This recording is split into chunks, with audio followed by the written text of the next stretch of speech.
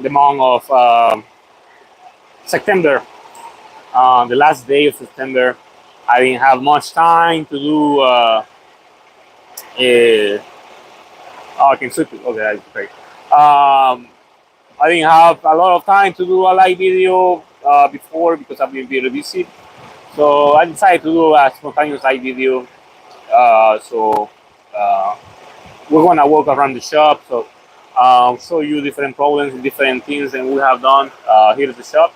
So I just gonna wait for some people to show up and tell me about the audio, how the audio sounds, so I can continue if you can hear me, or I need to adjust the microphone or something. So what's the number? What do you mean the number? Okay. Yes. Just waiting for. Sí, puedo hablar español. Cualquier pregunta en español me hacen saber. Um, eh, me dicen cualquier pregunta en español. Well, I mean, like I'm just saying, then I'm gonna walk around. I'm gonna show you different things, and we're doing two different trucks and the repairs and all that, different type of solutions, problems, and whatever. So let's. Can you hear me? I mean, that's a good question. If you guys can hear me, uh, if you guys cannot hear me, please let me know. Uh, you forgot about me. No, I didn't. I didn't forget about you. Yeah, yeah, good. Uh, I didn't forget about you. The guy came. The guy came, but he's going to Mexico. So, but I forgot to call you. Yes, but that's the reason why I didn't say anything, to be honest. But yeah, I spoke to him, but he's going to Mexico. Uh, but I didn't. I forget about you. Okay, so all right. So I want to start with this truck right here. Things what we're doing to this truck. See this truck. This is a 2023 Cascadia, and believe it or not, this is truck that has, I think, almost 600,000 miles. Uh, yeah, see, 541. These people put a lot of miles on these trucks. So see how the condition of the truck is. I mean, 2023 doesn't supposed to look like this, but they use these trucks like trucks. They don't rest. They go places. See, coolant tank is all dark. It's a little leaking a little bit of that seal right there. So that one just needs to be replaced, but that one too is leaking a little. But this truck isn't here for that. We are doing some repairs.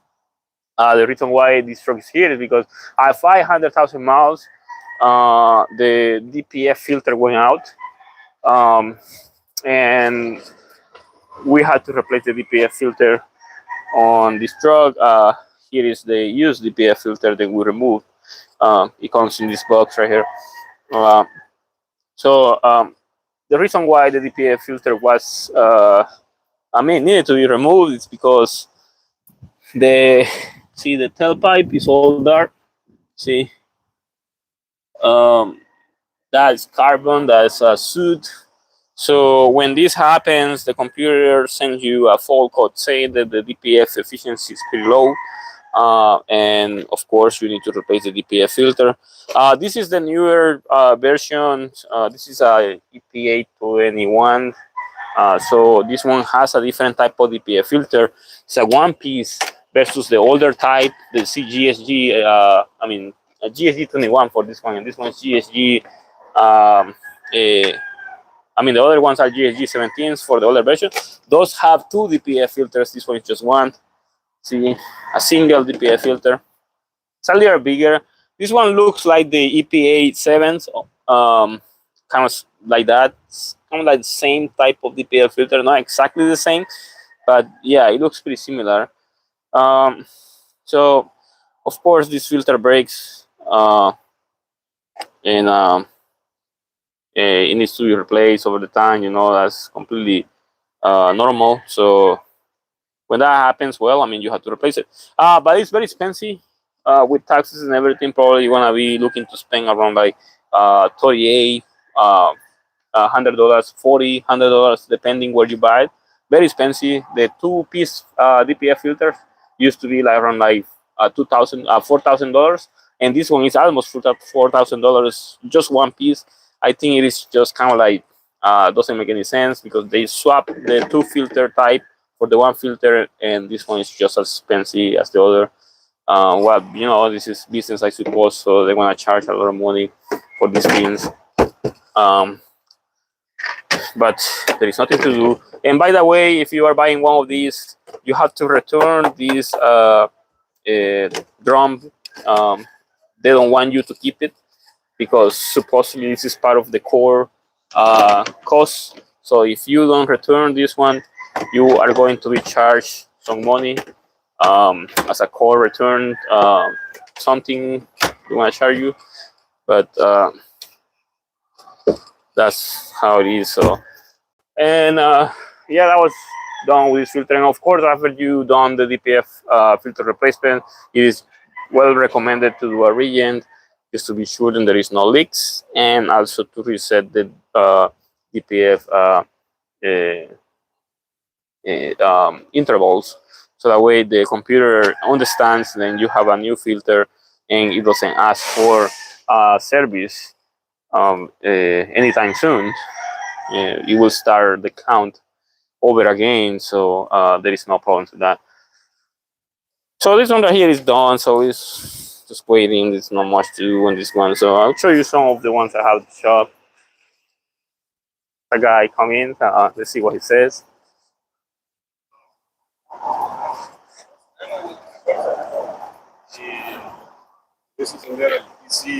Oh, dejaron afuera el sensor. Ok, dejaron afuera el sensor. El sensor, sí. ¿Te acuerdas del sensor del otro? Sí, sí, sí. Ok. Sí. Sí, tráigalo para adentro.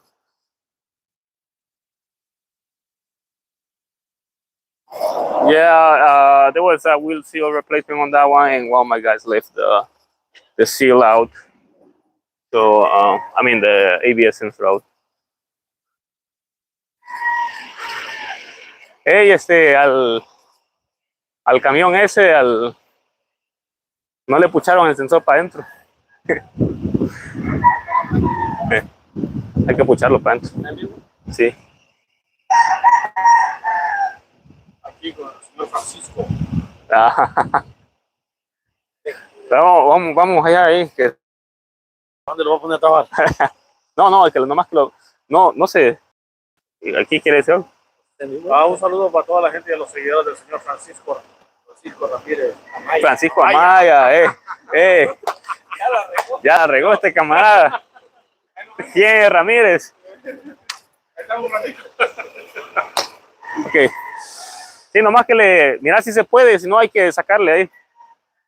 Yeah, when I fix that issue, that is something that happens here and there. So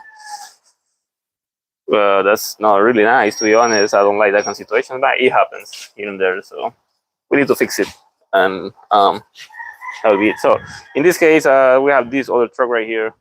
It's a 18. So as I was saying, that truck right there, that was a 23, I believe. This one is a 2019. And see, this one has 600,000 miles.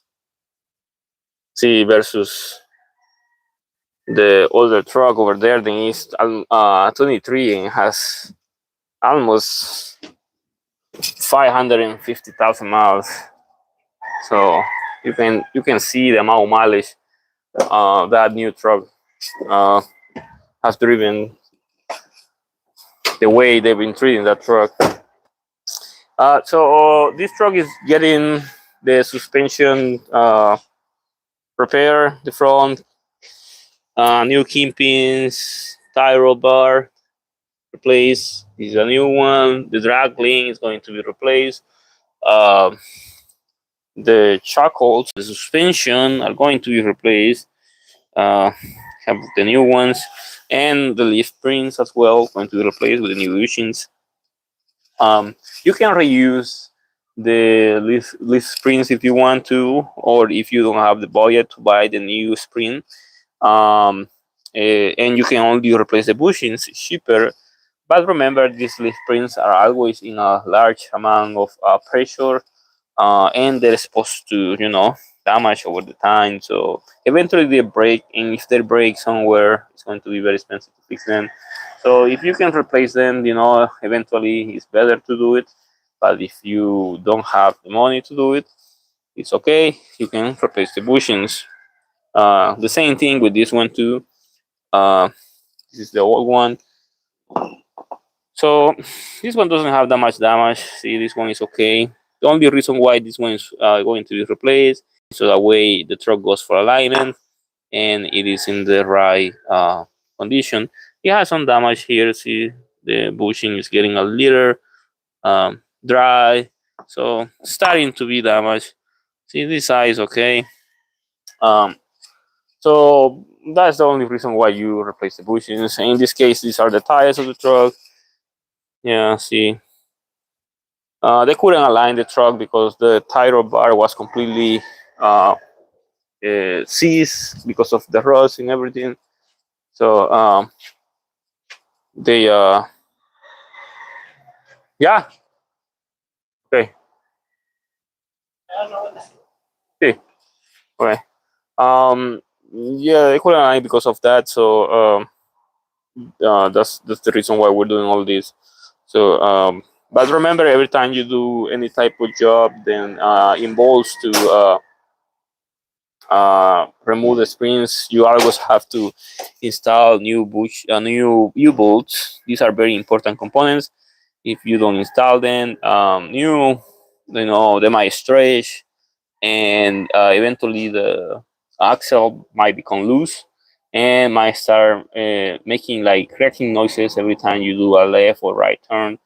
So it's very important to replace the new every time you do any service to the leaf spring. It doesn't matter if you replace it or you only do the bushings or you drop the axle for any reason. You have to replace them every time. They're not too expensive compared to the other components, but they are very important components. Remember, this is the component that holds the front axle completely from leaving the suspension, so everything together right there. So it is very important to do that. Um, and yes, I mean, there is the tire of this side. See how this one is in damage. It's mostly the ends of the tire that are damaged, and that's definitely alignment that is out. But they couldn't align it, as I said before. So that's the reason why we're doing all this, so that way the alignment process goes correctly and the truck runs okay. Over the time, after many years of use or miles of use, this right here, this bar gets out of alignment. I would say this is a straight bar all the way. So that there is many type of bumps, there is many type of obstacles, then always going to have any type of impact to this bar. So eventually this bar is going to lose its strength and going to start bending little by little. And it doesn't have to be a big difference between the original to the damaged one. It can be just half of a millimeter or a millimeter, but it is enough to cause damage to your front suspension, I mean to the tires. When it comes to alignment, it's very complicated, so a lot of people doesn't service these kind of components because they're more expensive and it's cheaper just to buy the ends. But it is just better to do it if you have the budget every time, so you can save so much money. Yeah.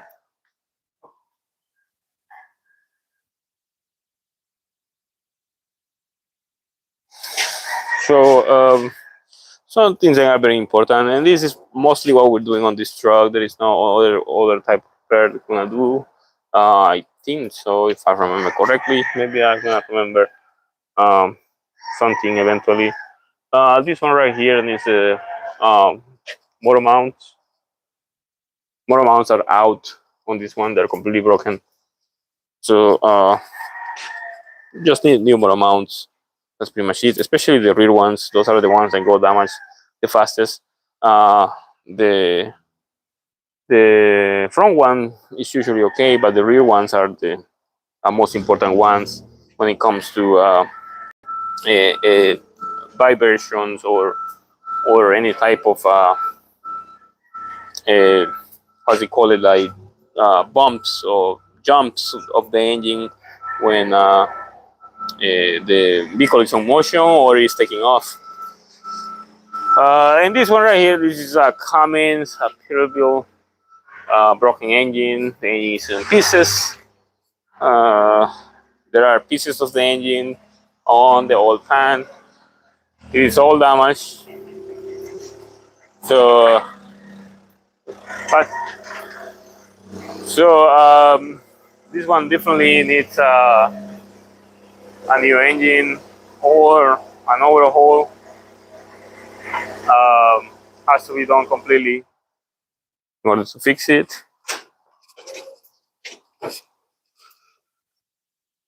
Alright. So yeah, see, it's broken into pieces. There's many different pieces of the engine all over the place. There's not much to do to save this engine. The only thing we can do is just like I probably use the engine block. These mainly cylinder liner pieces. Um, and yeah, I mean, like it's a very expensive repair, to be honest. Oh yeah, ADPs. Dominic, you say the what about the dark coolant tank? That is the dirt in all the material, then the engine cooling system starts to be released inside, and of course, like it's gonna turn the tank black. It is not oil. When it's oil, completely different. Um, so you replace the tank, and that would be the solution for that.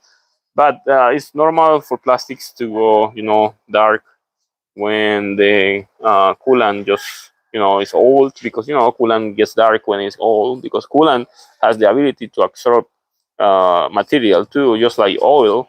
You can absorb debris. You can, like, say, small debris, not big debris, right? uh, Oils and stuff like that. And that eventually is going to saturate the coolant, and the coolant is going to go and leave it somewhere else. And in this case, the tank is the most visible component, and you can see all that kind of stuff. So in this case, this is just a D15 engine. It's getting worked on, crankshaft, cylinder liners, all that, full overhaul. Some of the components are here. Um, Oil pump, bearings, connecting rod bearings, and all that. So going to be a project, we can say. To install it completely. I mean, remove it completely, install it piece by piece, and then take it back to the truck.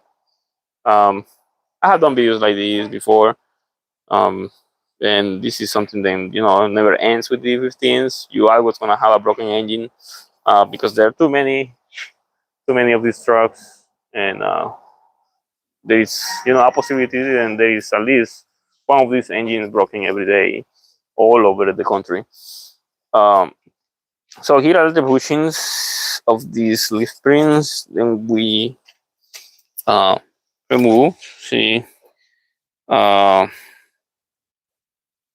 this one was really bad. The front one was okay, but it was dry already. See.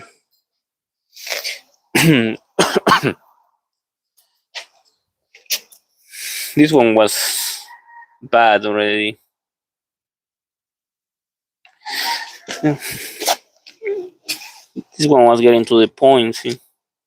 So that's something that is normal over the time. Remember that there is a lot of pressure, a lot of weight in these components. So it's normal to see then these are going to go bad eventually. There is a specific type of leaf springs on a specific type of trucks, Volvos, some Kangors. Then the leaf spring is like uh, a, a threaded pin, and that is the best type of leaf springs because it kind of like swivels around. So the bushings are not like rubber bushings; they're metal bushings, and they last forever. We can say they're better. I mean, they go bad, eventually, but especially if you don't grease them. But but yeah, I mean, like that is some type of a better type of system than the other type of than this type of bushings. So I have this other truck right here. Then that one, this other truck. This one is here because it's leaking oil from the cam housing, I believe. Um, the guy sent me a video. I mean, a picture. I haven't checked it out yet. Um, this is an old DD15 engine. Is a 2010, I believe. Yeah, 11. So it has still the single DPF filter with no EF. Um, it's very rare to see this type in California. They're kind of like gone now. Very few of these. Very easy to repair them. There is not much to look for them when it comes to regen problems. Um, and yeah, there is a leak. You can see it there. Um, on this side, I think it's more visible. Yeah, there is. Yeah, most likely the cam housing is out. The guy was saying the cylinder head was having issues, but most likely then the cam housing is the one that is causing that. So a very simple repair compared to the cylinder head. Um, uh, it's kind of easier to do it. Um, so this is a truck that needs to go into the shop eventually this week or next week, depending on the schedule. We also have a couple trucks to work on. Um, there is this other truck right here. This one, this blue one, the ACAP, this is a 2014, 15. It's a DD13. This one is having DPF issues. The problem with this truck is then the DOC temperature is right. It's around like 700, 800 Fahrenheit. The DOC outlet is getting around like 1,500, and is not going over that. So it stays at 1,000. What I say 1,500? No, I say 1,050. That's what it is. So the one right here, the sensor right here, doesn't go over 1,050, which is not ideal. It has to go all the way to 1,110 or 112. It doesn't go all the way, so this is having issues. Then the regen is not going through. So which means then there is a problem with fuel delivery or the DOC. Fuel delivery, basically the doser injector right here sends the fuel. Might be clogged or something. I don't know. I have to check it tomorrow. I inspected it today, the electronics and all that, and I saw all that, the issues, and or the issue could be the DOC itself. the DOC is part of the one box. You cannot remove it. So the DOC might be losing its capability to increase the temperature, and that is what could be causing the issue as well. So tomorrow I'm gonna find out by removing the doser injector and check it out if there's any type of instructions on the fuel delivery or the fuel spray or the nozzle of or the fuel going through the pipe, right? Making sure that is all clear. If it's all clear, of course, that might be the issue. Or also the sensor. In some cases, I have seen cases then the sensor itself is not allowing the temperature to go higher than specific because the sensor is defective. So you can also replace the sensor. And I might try that. I can try to see if I can have a used sensor. Uh, Install a different sensor and see what happens. And if it doesn't change, of course, the problem will be here. If we don't have any problems right here on the DOS on the doser injector, so that's something that I will need to find out tomorrow. Will take some time to figure it out, but it's possible. It's not a big deal, to be honest. It's pretty simple, but it takes time. That's mostly the complicated part. And in this area, we don't have to touch anything because mostly everything here is working fine. The doser block is fine, so there's no issues with that one. So this area will be clear. Only I find something else tomorrow.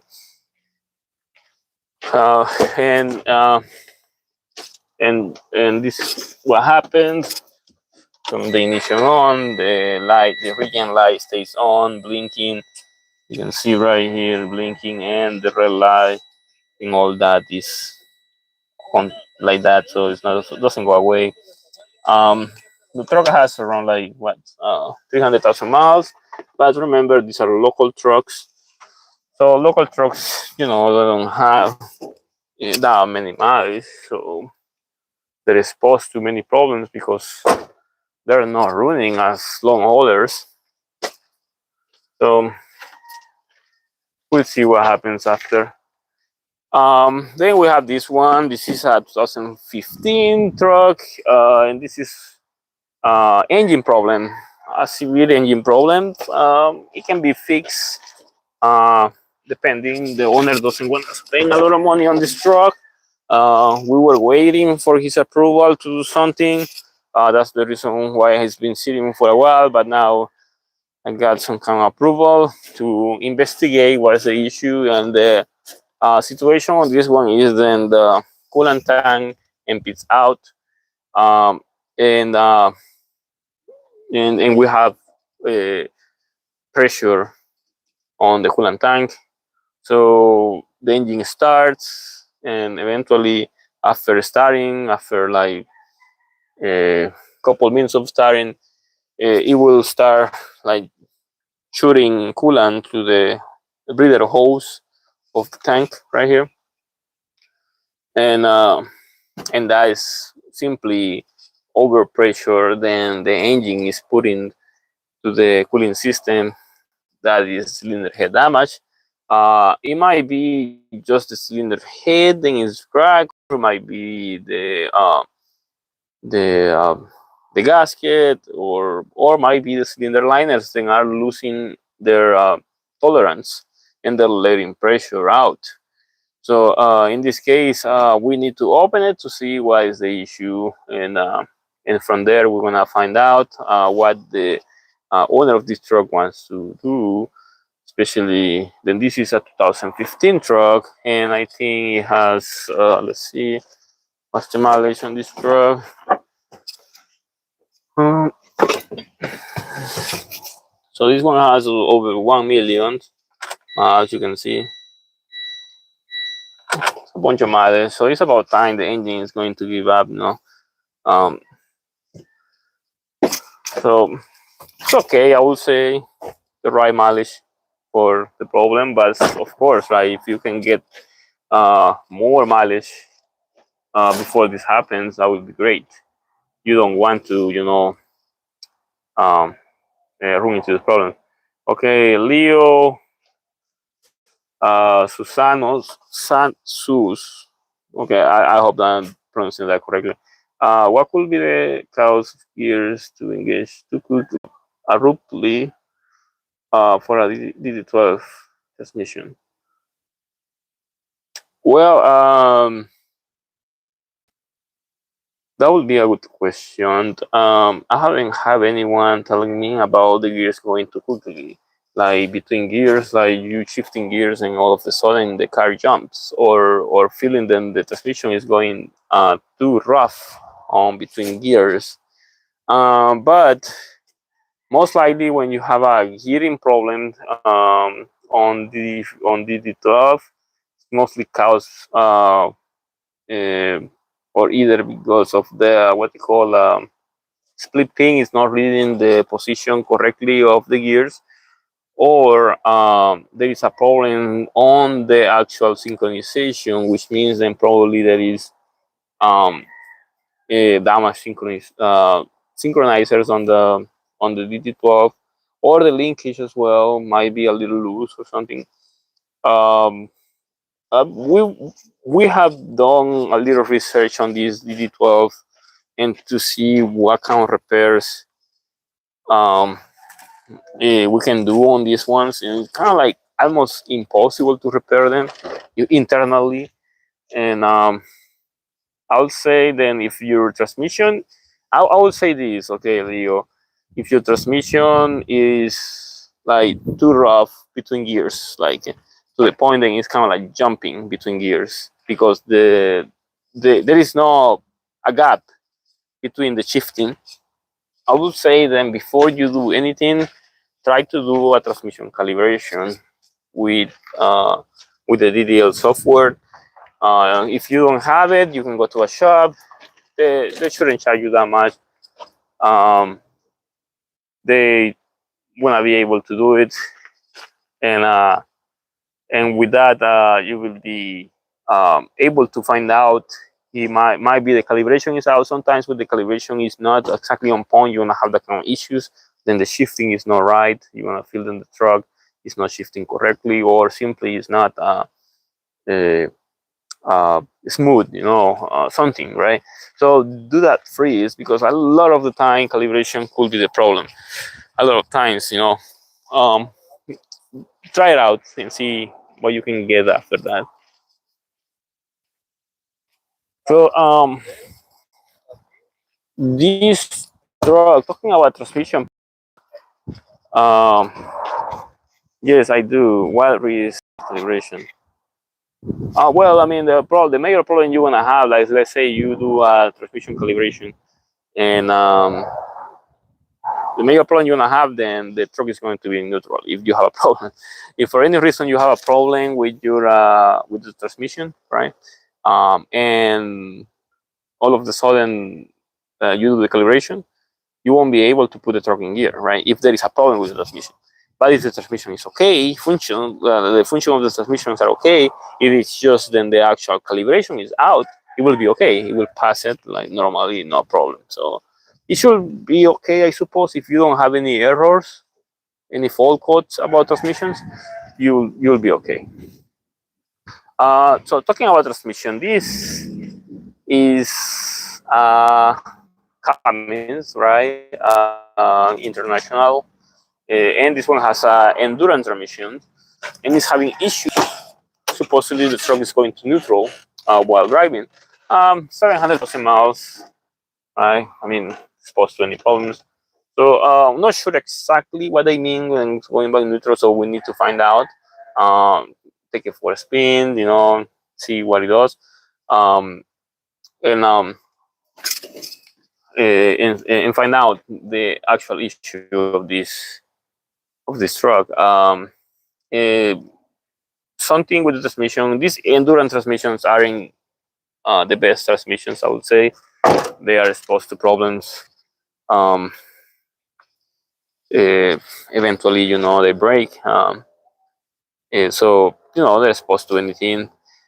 And they're expensive too. They kind of expensive compared to the regular manual transmissions. But it's what it is. Automatic transmissions, right? So there's no much to do when it comes to saving money on these automatic transmissions. easier to drive, more expensive to repair. Uh, this one right here has oil in the coolant. Um, so no oil in the coolant, no coolant in the oil. The opposite. Oil in the oil, broken engine, Cummins X15. Um, Engine needs to be repaired. Waiting for approval on it. So it's been sitting for a while because the owner knew then had um, a problem, but didn't know what it was. So send it over to find out what was the issue. And yeah, of course, there is coolant in the oil. So a very expensive repair. Um, Somewhere around $25,000 to $30,000, depending on the issues. But it's too much money, so I understand why he doesn't want to do anything yet because market is not the best. This one is at what, I don't know. It's at 22, 23. Peterbilt transmission issue as well. Endurance transmission. Um, on right here. Let's see. 23. 2023 is a newer style with the nice dashboard and everything. Super nice. A really expensive thing, I would say. Builders are super nice inside. They're not the friendly when it comes to repair, the most friendly. This one has low battery, so we're gonna start it out.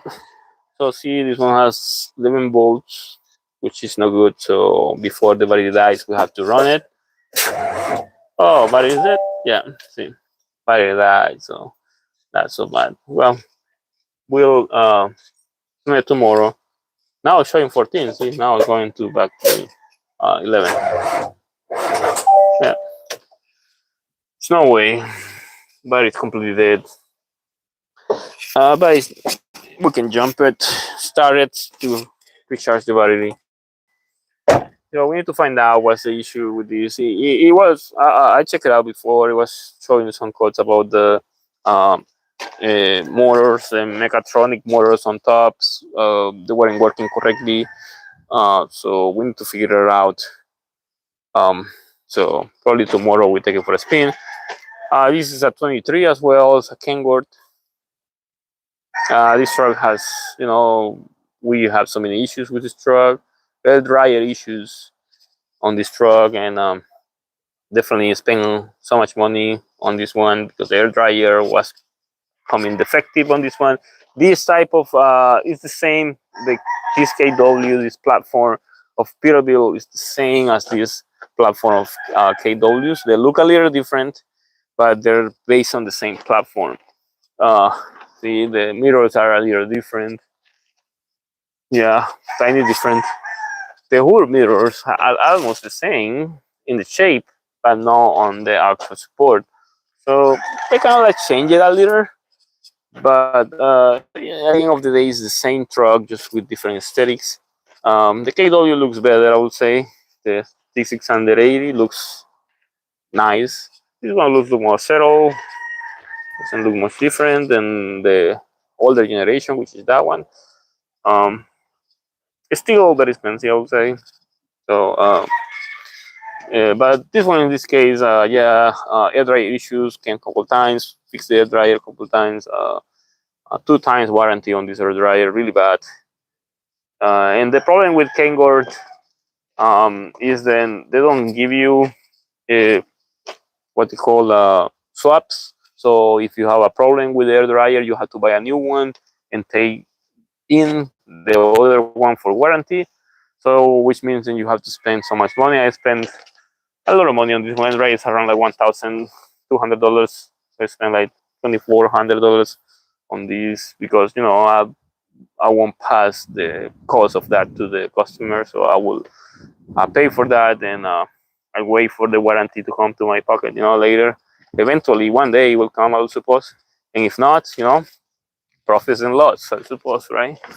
Um, but yeah, finally the truck is running okay after 2 bad air dryers, but here it is again.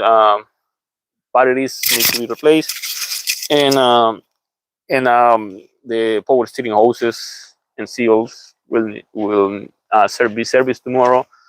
And that's about it on this truck. So very small job compared to this one or to that one. This other right here, this is 2018 Cascadia, 125, the older body. Um, it seems like this truck, the owner was complaining about the temperature, DPF temperature raising, but it seems to be okay. I don't see any major issues. Probably a decouple regions more than what it's supposed to.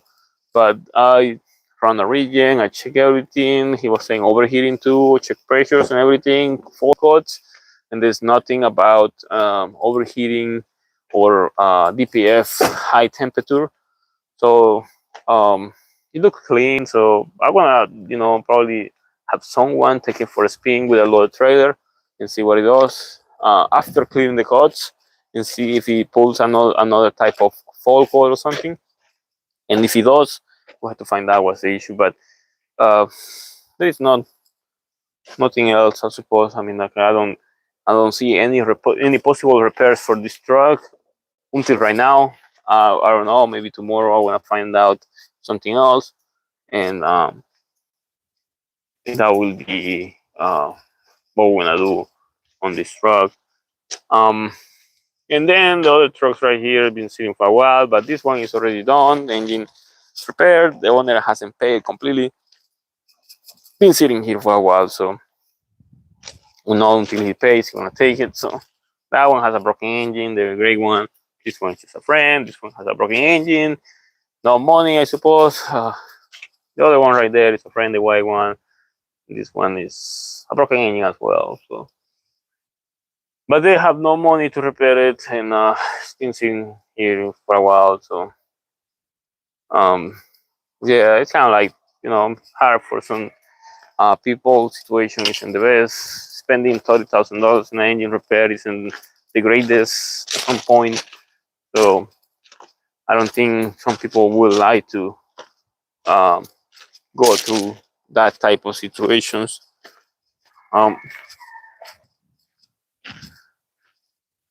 Then I mean the other trucks right here with kind of repairs we need to do. This one is just the white truck right here. It's just a truck that needs to go. It's just been sitting here. No, por ahí anda. This truck needs to also needs our job. The cabin, wiring, that one too. But there's no time for these ones. But at least there's no rush on these trucks.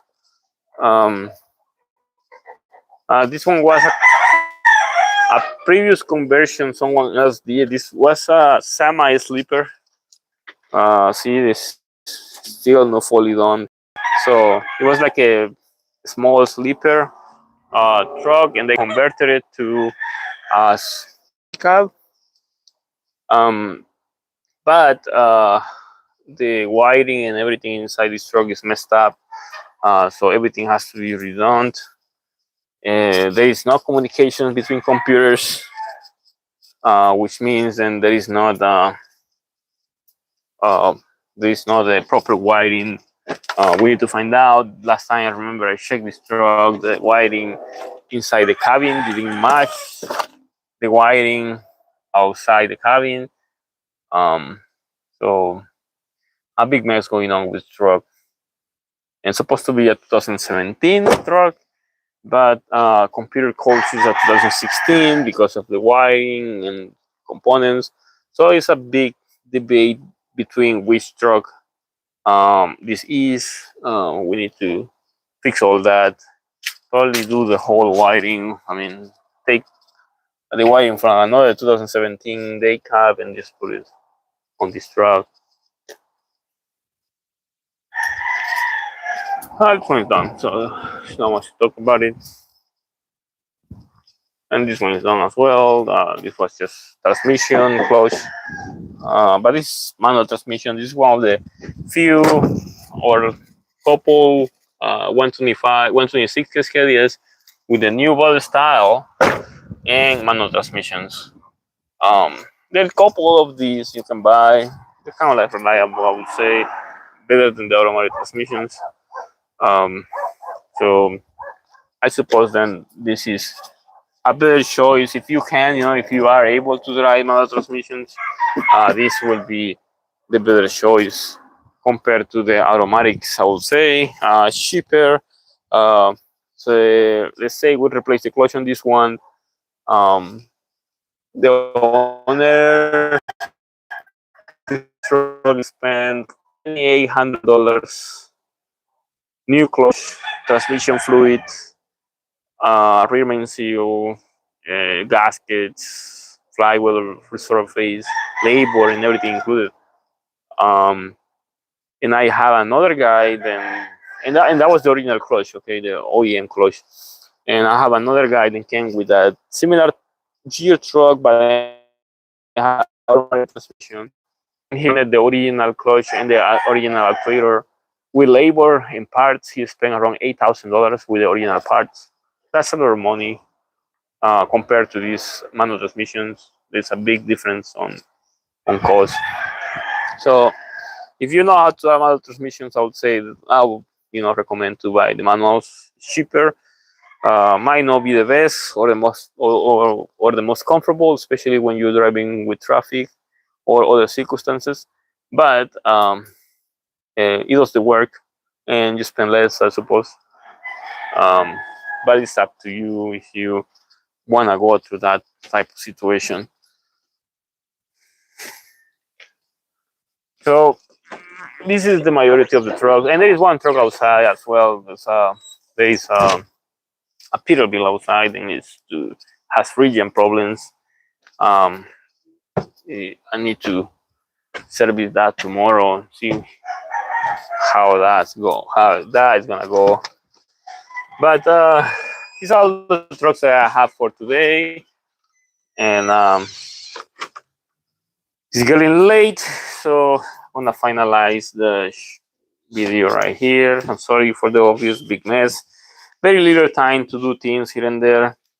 So let me just take a seat in my usual spot whenever I do live videos, and I wanna finalize this video. If you have any questions or something, you can comment, you can ask, and yeah. But yeah, it's getting hard little by little, like situations right now with the trucks and everything. But you have to continue moving on. There is no reason for you to stop. I mean, everything is the way it is. I talking about other things. I received a couple brand new trucks, 2026 trucks. They're having issues here and there, little issues, not major issues. I did a short video, I think.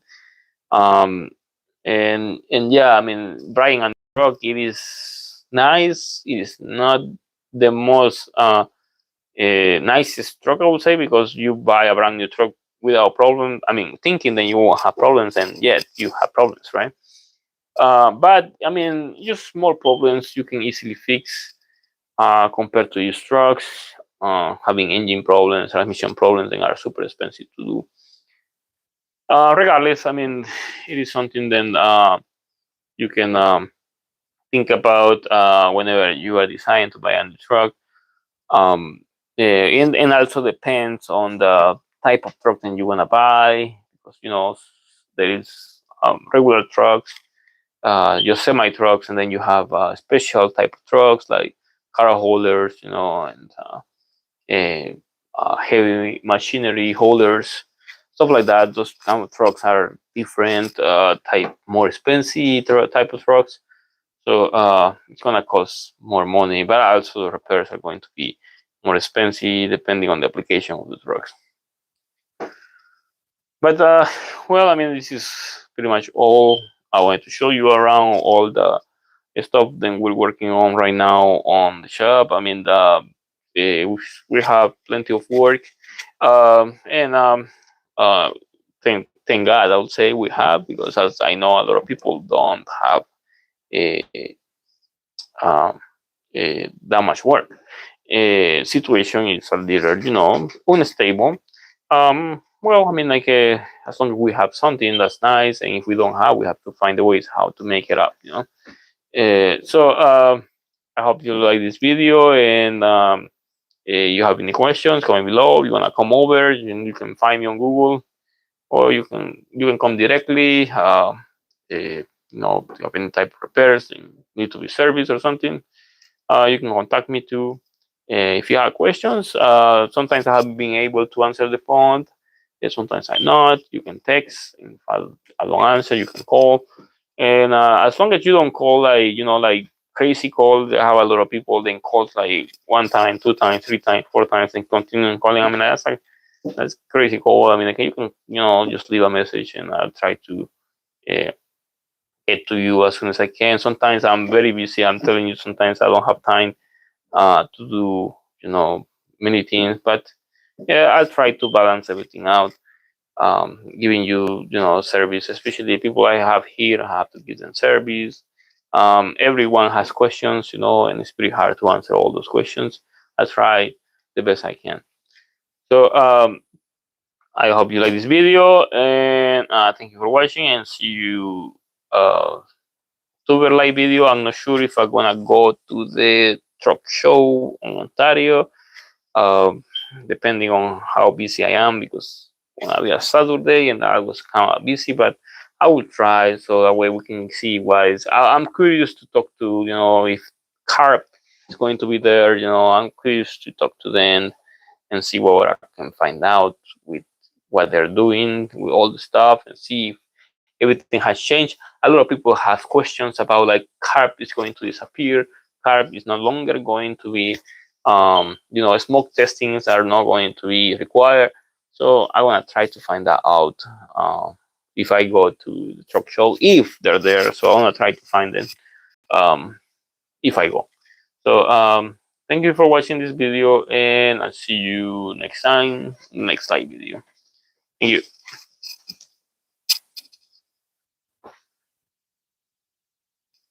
Yes.